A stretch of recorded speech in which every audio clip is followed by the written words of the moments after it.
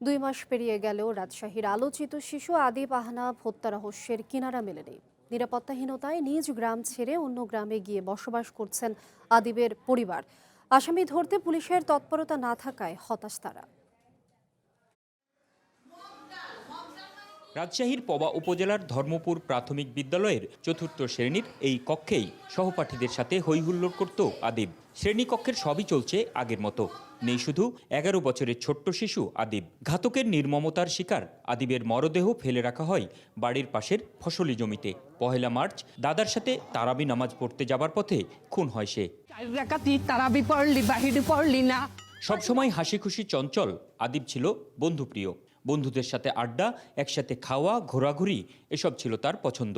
এলাকায় পরিবারের সাথে কারোরই প্রকাশ্য বিরোধ ছিল না। স্বজনরা বলছেন আদিবের পকেটে প্রায় সব সময় কিছু টাকা থাকতো। এই টাকাই কি তার জন্য কাল হলো, এমন প্রশ্ন স্বজনদের। ওরা ডাকলো, তখন ওদের সাথে কথা কইতে লাগলো। আমার সাথে একটা বড় মানুষ বলছে আসেন যাই, ও আসছে এই বলে আমি চলে গেছি, কিন্তু সে আর যায় নাই। যে ছেলে নিজে খায়নি কারো, মানে নিজেই বাজার হাট করে বন্ধু বান্ধবকে খাইছে।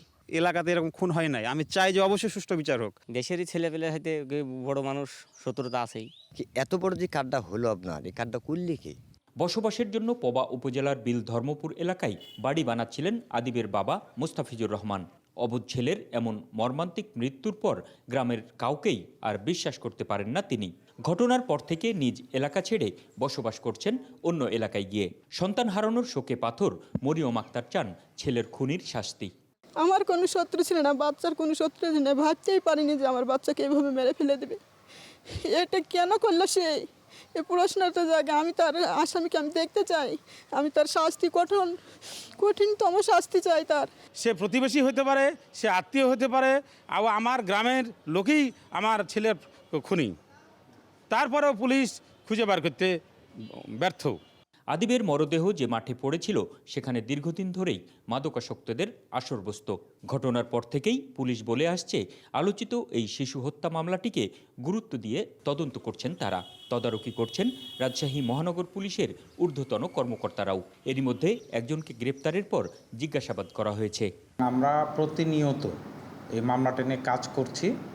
তাদের কাছে যদি কোনো গুরুত্বপূর্ণ ক্লু থাকে, কোনো সাক্ষ্য প্রমাণ থাকে, এটি যদি আমাদের সাথে শেয়ার করে তাহলে কিন্তু প্রকৃত দোষীদেরকে বের করা আমাদের জন্য খুবই সহজ হবে।